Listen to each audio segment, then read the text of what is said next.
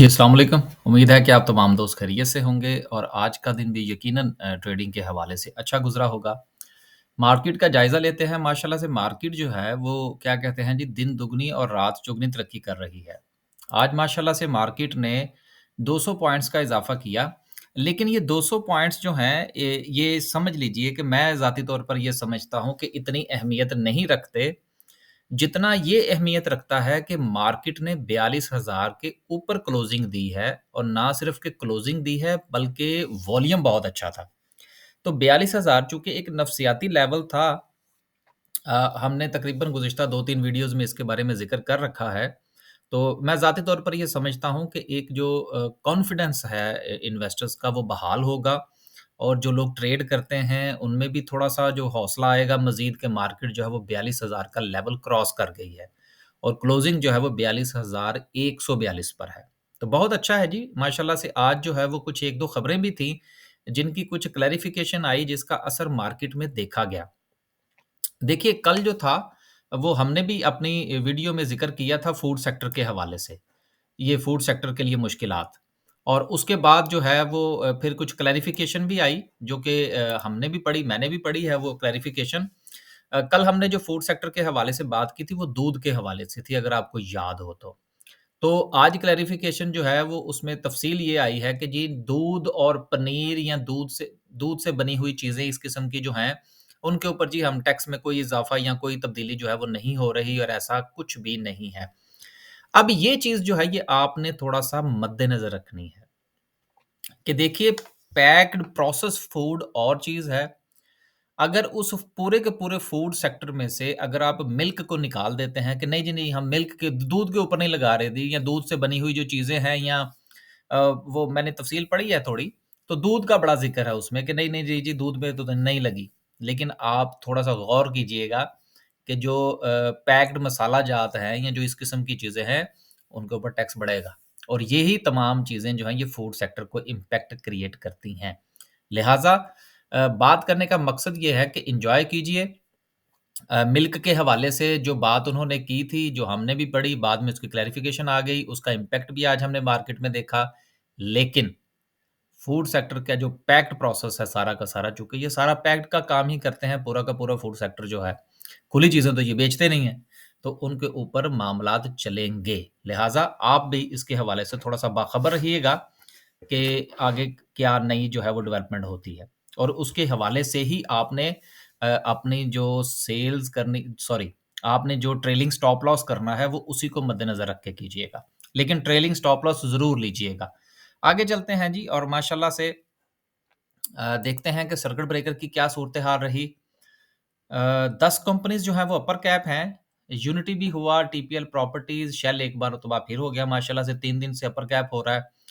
अच्छा जी, कोलगेट भी हो गया, चलें अच्छी बात है जी माशाल्लाह से 116 ₹117 का सीधा-सीधा सा इज़ाफ़ा है और ये इज़ाफ़े की वजह जो है वो इसका 100% का बोनस और साथ में ₹40 का डिविडेंड है। वैसे मैंने एहतियातन कोई इसके 60 शेयर जो थे वो खरीद के रख लिए थे। ये बात है जब ये कुछ ₹1400 पे ट्रेड कर रहा था। 1400 या 1300 साढ़े 1300 पे था मेरा ख़्याल है शायद उस वक़्त।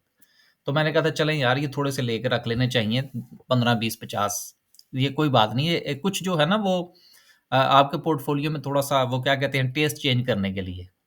आगे चलते हैं जी, लेकिन मैंने ये सिर्फ़ कुछ जो 1-2 दोस्त थे जिन्होंने मुझसे पूछा था कि यार हम करना कुछ नहीं है, हमने सिर्फ़ लेके रख छोड़ने हैं। तो उनसे भी मैंने कहा था चलें आप 15, 20, 50 लेके रख छोड़ें। वैसे इसकी 20 की लॉट होती है, 20 लेके रख लें, तो सिलसिला चलता रहेगा। आगे चलते हैं जी और लोअर कैप की बात करते हैं, तो लोअर कैप में आज कुछ नहीं है। तो ये बहुत अच्छी बात है कि आज लोअर कैप में कुछ नहीं है। ग्राफ़िकल व्यू का जायज़ा लेते हैं। माशाल्लाह से आज सबसे ज़्यादा वॉल्यूम जो है वो डब्ल्यूटीएल में लगा जो कि 60 मिलियन प्लस था। ये बड़ा किरदार था यार। ये जो है ना इस तरह के शेयर्स इसमें इतना वॉल्यूम नहीं लगना चाहिए। इसके अलावा ना हमें कुछ दूसरे शेयर्स के अंदर भी थोड़ा-सा जो है ना वो इंटरेस्ट लेना चाहिए मार्केट को चलाने के लिए। टैली के अंदर माशाल्लाह से लगा पीआईबीटीएल है, टीपीएल प्रॉपर्टीज़ है, यूनिटी, पीआरएल, बैंक इस्लामी पाकिस्तान, टीआरजी, एफएफएल और जीजीएल। सब के अंदर ही वॉल्यूम तकरीबन तकरीबन ठीक था। देखिए, बात ये है कि इस वक़्त जो मार्केट टेक्निकली परफ़ॉर्म कर रही है, ये हम कैंडल पर जाएँगे तो उसके में डिस्कस करने की कोशिश करेंगे। लेकिन उससे पहले मैं एक बात जो है वो आपसे डिस्कस करता चलूँ कि मुख़्तलिफ़ किस्म के जो म्यूचुअल फंड्स की रिपोर्ट होती हैं, वो ज़रूर पढ़ा करें। अगर आपके पास कभी टाइम हो, मैं तो पढ़ता रहता हूँ, लेकिन ज़ाहिर-सी बात है कि हर चीज़ वीडियो के अंदर डिस्कस नहीं की जा सकती। वीडियो लंबी हो जाती है और हमें जो है वो अच्छाई के मैसेजेस तो बहुत कम आते हैं, बुराई के मैसेजेस बहुत जल्दी पहुँच जाते हैं हम तक। तो फिर बंदा थोड़ा-सा डीमोटिवेट हो जाता है, वो कहता है यार चलो छोड़ो रहने दो, डिस्कस करने का क्या फ़ायदा। ये जो म्यूचुअल फंड की रिपोर्ट होती है ना, ये बहुत अहमियत रखती है, क्योंकि म्यूचुअल फंड्स के पास पैसा बहुत होता है। तो जब वो मार्केट में एंट्री करते हैं, तो उससे मार्केट पर असर होता है और जब वो निकलते हैं, तब भी असर होता है। मसलन ये जेएस वाले हैं, गो के ये जेएस वाले हो गए या आरएफ हबीब वाले हो गए, इनसे मैं मेरा ज़ाती तौर पर पता नहीं क्यों इख्तलाफ है। इसकी कोई ख़ास वजह नहीं है, लेकिन मुझे बस वैसे ही थोड़ा-सा ना इख्तलाफ ये है कि मुझे लगता है कि शायद कभी-कभी जो मुख़्तलिफ़ किस्म की छोटी-मोटी हैंकी-पैंकियाँ होती हैं ना, उनमें इनका किरदार होता है। ये हो गए दोनों, उसके साथ एकेडी साहब हो गए। इनके हवाले से ना कुछ खबरें जो है ना वो मार्केट में बस सो-सो ही चलती हैं। अब जिन्होंने क्लिप काट के भेजना ना वो भेज दीजिएगा। आगे चलते हैं क्योंकि मुझे पता लग जाता है बाद में। तो बात करने का मकसद ये था कि ये जो जितने भी ये म्यूचुअल फंड्स हैं, ख़ास तौर पर जो स्टॉक मार्केट में काम करते हैं, स्टॉक जो म्यूचुअल फंड हैं, इनकी रिपोर्ट्स पढ़ा करें, इनके जाके होल्डिंग्स चेक किया करें कि वो क्या कर रहे हैं, कौन से शेयर्स में एंट्री ले रहे हैं, कहाँ से एग्ज़िट ले रहे हैं, उससे आपको फ़ायदा होगा। आगे चलते हैं जी और जीएस के हवाले से सिर्फ़ मैंने इनकी बुराइयाँ भी कर दी हैं, लेकिन सिर्फ़ एज़ ए एग्ज़ाम्पल इनको ले रहा हूँ ताकि कहीं आप इनसे मुतासिर ना हो जाएँ। क्योंकि हमारा मकसद जो है वो किसी को प्रमोट करना नहीं है, किसी भी सूरत। और ये अल्लाह का शुक्र है कि गुज़िश्ता 2 साल से हम जो है वो वीडियो बना रहे हैं, तो आज तक हमने किसी को प्रमोट नहीं किया और अभी फ़िलहाल आज की तारीख़ तक किसी को प्रमोट करने का इरादा भी नहीं है। इन्हों के जो कुछ कंपनीज़ के अंदर इन्होंने चेंज किया है, ये इनकमिंग और आउटगोइंग ये आपके सामने है, आप इनको देख सकते हैं। एयरलिंक जो है वो इनकमिंग में है, आउटगोइंग में बैंक इस्लामी है, अटक सीमेंट इन है, फौजी फूड आउट है, चिराट सीमेंट है, मैपल लीफ आउट है, डीजी खान इन है, मीज़ान बैंक आउट है। फिर इसके बाद गुल अहमद है, पाकिस्तान एल्यूमीनियम बेवरेजेस कैन वाले हैं। लकी सीमेंट इन है, पाकिस्तान रिफाइनरी आउट है, पैकेजेस लिमिटेड है, हब पावर आउट है, पायनियर और यूबीएल।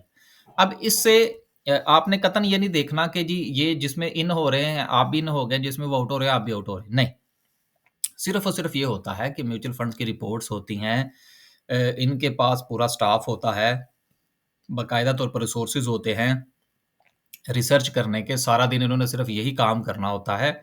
तो बनी-बनाई रिपोर्ट्स, कुछ इस किस्म की चीज़ें, कुछ इनकी पोर्टफ़ोलियो मैनेजमेंट, उनमें कभी-कभी जो है ना वो आपको घुस जाना चाहिए और देखना चाहिए कि ये लोग क्या कर रहे हैं। अगर स्टॉक मार्केट सीखनी है, तो फिर किसी के हवाले से जो रिपोर्ट्स हैं, चाहे आपको उनसे इख्तिलाफ़ है ही, अब मेरा काफ़ी लोगों से इख्तिलाफ़ है लेकिन मैं उनकी रिपोर्ट्स पढ़ता हूँ।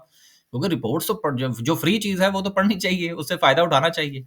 तो आप लोग भी ये चीज़ें देखा करें, इससे इंशाल्लाह जो है वो आपकी लर्निंग में इज़ाफ़ा होगा। ये सिर्फ़ मैंने इस पॉइंट ऑफ व्यू से आज वीडियो में इसको शामिल किया है।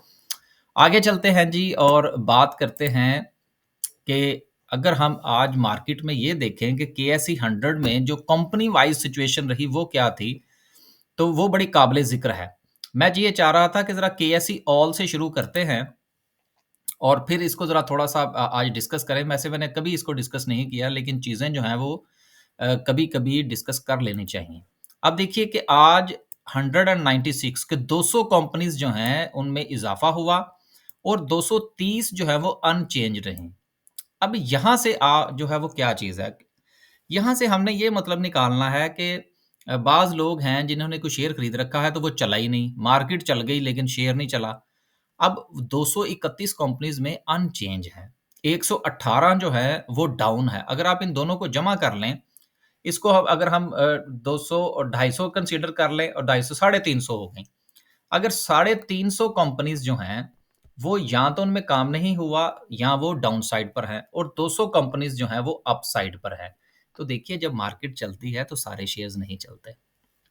तो इस हवाले से पैनिक नहीं होना आपने कि यार मार्केट चल गई जी, मेरा शेयर नहीं चला। या तो उसका एक तरीकाकार ये है, आज थोड़ी-सी वीडियो लंबी हो जाएगी। एक तरीकाकार तो उसका ये है कि फ़र्ज़ कीजिए कि आपके पास जो इस वक़्त शेयर है, उसकी कीमत है ₹8, ठीक है? और आपका दिल जो है वो उससे बुझ गया है कि यार मैं क्या करूँ, मेरा तो शेयर ही नहीं चल रहा, तो मैं तो वो क्या कहते हैं जी, फेड अप हो गया। आप ऐसा करें कि इसी प्राइस के अंदर दूसरा कोई शेयर जो है वो आप दरियाफ़्त कर लीजिए और उसमें आप स्विच हो जाएँ। वक़्ती तौर पर आपका दिल मुतमिन हो जाएगा, क्योंकि दिल का मुतमिन होना जो है ना वो बड़ा ज़रूरी है, नहीं तो आप ना वो क्या कहते हैं स्ट्रेस्ड हो जाएँगे मार्केट के अंदर। तो ये एक नफ्सियात होती है, मैं खुद भी अक्सर ऐसा कर जाता हूँ कि मैंने अगर कुछ ट्रेड ली हुई है या क्लाइंट्स को लेकर दी है और उस पर मुझे शक होना शुरू हो गया या किसी वजह से कोई और मसला हो गया, तो मैं उसको स्विचिंग कर लेता हूँ। तो आप भी स्विचिंग कर लें, बजाए इसके कि आप जो है वो परेशान हों। एक तो ये चीज़ थी जो मैंने डिस्कस करना थी। अब चलते हैं आगे और देखते हैं कि केएसई ऑल हो गया, केएसई 100 में क्या पोज़ीशन थी आज?